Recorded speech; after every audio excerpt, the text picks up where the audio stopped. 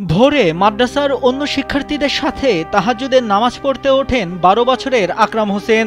নামাজের সালাম ফেরানোর আগ মুহূর্তেই অস্বাভাবিকভাবে শ্বাস নিতে শুরু করেন। এ সময় পাশে নামাজে আসা শিক্ষার্থীরা তাকে কোলে তুলে মাদ্রাসার শিক্ষকদের ডেকে আনেন। মাদ্রাসার পাশের মসজিদে মুয়াজ্জিন হিসেবে দায়িত্ব পালন করা আকরামের মামা মাওলানা বোরহান উদ্দিনও সেখানে উপস্থিত হন। পরে আকরামকে উদ্ধার করে চাটখিল উপজেলা স্বাস্থ্য কমপ্লেক্সে নেওয়া হলে কর্তব্যরত চিকিৎসক তাকে মৃত ঘোষণা করেন। আকরামের মৃত্যুর সময়ের একটি ভিডিও এরই মধ্যে সামাজিক যোগাযোগ মাধ্যমে ছড়িয়ে পড়লে তা ভাইরাল হয়। নিহত আকরামের সহপাঠীরা জানান, তারা একসাথে খেলাধুলা করত।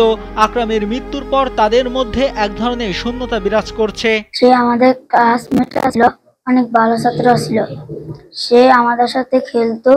সে মারা গেছে, আমাদের অনেক দুঃখ হচ্ছে। আকরাম হঠাৎ করে বড় বড় নিশ ফেলতেছে, মানে মনে হইতেছে তার বুকের মধ্যে কিছু একটা আছে বা নিশ ধরে রাখতেছে, এরকম বড় বড় করে নিশ ফেলাইতেছে।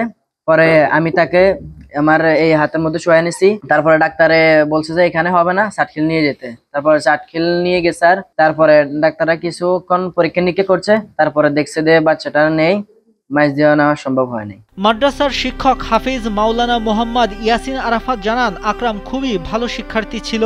কখনো তার নামে কোনো অভিযোগ পাওয়া যায়নি। সে খুবই নম্র ও ভদ্র। যতদিন পর্যন্ত আমি দেখছি আজ পর্যন্ত তার নামে আমাদের কোনো অভিযোগ আসে নাই, কোনো ছাত্র অভিযোগ করে নাই, কোনো কমিটি অভিযোগ করে নাই, কোনো হুজুররা অভিযোগ করে নাই যে সে দুষ্টামি করে, মারামারি করে, খারাপ ছেলে, মানে এমন কোনো ব্যবহার শুনিনি তার। সবার আগে উঠতো ঘুম থেকে, তাহাজ্জুদ নামাজ পড়তো, সবার আগে পড়তে বসতো। মাদ্রাসার প্রধান শিক্ষক হাফিজ মাওলানা মহিউদ্দিন জানান, আকরাম ১৫ পারা কোরআন মুখস্থ শেষ করে ১৬ পারায় ছিলেন। খুব শীঘ্রই তার হিফজ সম্পূর্ণ হয়ে যাওয়ার কথা ছিল। আমরা বাচ্চাটার প্রতি অত্যন্ত সন্তুষ্ট। বাচ্চাটা অত্যন্ত ভালো ছেলে।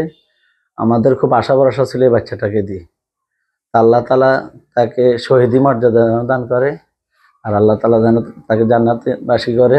শনিবার ভোর 4:30টার দিকে নোয়াখালীর চাটখিলের নোয়াখালা ইউনিয়নের বিষ্ণুরামপুর গ্রামে নুরানি হাফিজিয়া মাদ্রাসায় এই ঘটনা ঘটে। আকরাম লক্ষ্মীপুর জেলার কমলনগর উপজেলার চরকাদিরা ইউনিয়নের ফারুক হোসেনের বড় ছেলে। নাইমুল হাসিব, কালবেলা।